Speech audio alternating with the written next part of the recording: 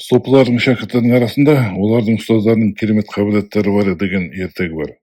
Өздері алдында олардың денелерінен жан шығуын жеңілдетеді, қабір азабынан және сырат көпірінен құтқарады. Құдайдың алдында шапағаттап, тозақтан құтқарады дейді.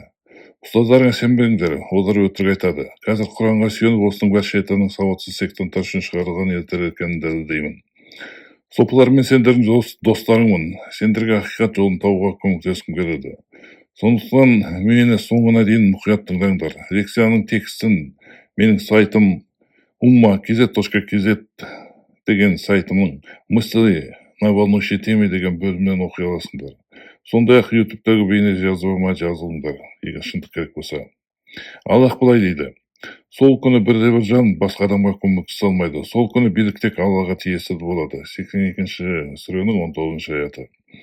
Ешбір жан басқаның ауыртпалығын көтермейді. Егер ауыртпалық түсірген жан оның ауыртпалығын көтеруге көмектесуіне өтінсе, тіпті сұраушы жақын туыс болып шықса да, одан ештеңе алынбайды. 35-ші сүренің 18-ші аяты. Әрбір адам өзі жасаған күнәсіне ғана жауап береді. 52-ші сүренің 21-ші аяты. Ешбір жан басқаның ауыртпалығын көтермейді. 53-ші сүренің 38-ші аяты. Көрдіңдер ме, ешбір жан басқаның ауыртпалығын көтермейді. Сендердің ұстаздарың шата береді, бұғжи береді. Тыңдамаңдар оны. Тағы да аят тыңдаңдар.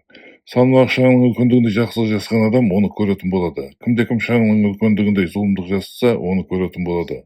99-ші сүренің 7-8-ші аяттары. Бірде-бір адам екіншісіне пайда әкелмейтін, шапағаты қабылданбайтын, құнын төлеп құтылып кете алмайтын, және оларға қолдау көрсетмейтін күннен қорқыңдар. 2-ші сүренің 48-ші аяты. Әрбір жан күнә жасаса, тек өзіне ғана зиян келтіреді. Ешбір жан басқаның ауыртпалығын көтермейді. 6-ші сүренің 164-ші аяты. Байқадыңдар ма? Ешкім ешкімге көмектесе алмайды. Әркім тек жалғыз өзіне ғана жауап береді. Бұл күн келген кезде бірде-бір адам оның рұқсатын сөйлей алмайды. 11-ші сүренің 105-ші аяты. Сондықтан сендердің ұстаздарың, пірілерің бұғжи береді. Аллахтың алдында ешкім сөйлей алмайды. Өздерің көріп отырғандай, ұстаздарың сені алдап, өрескел өтірік айтады. Олардың бәрі ширк жасайды. Сопылық бұл шайтанның жолы. Бүкіл Құранды жоққа шығарады. Сопылықтан қашып кетпес үшін ұстазың сенің ішіңе өз жындарын кіргізеді. Сондықтан осы шайтанның сектасын тастап, ақиқат жолына түсіңдер.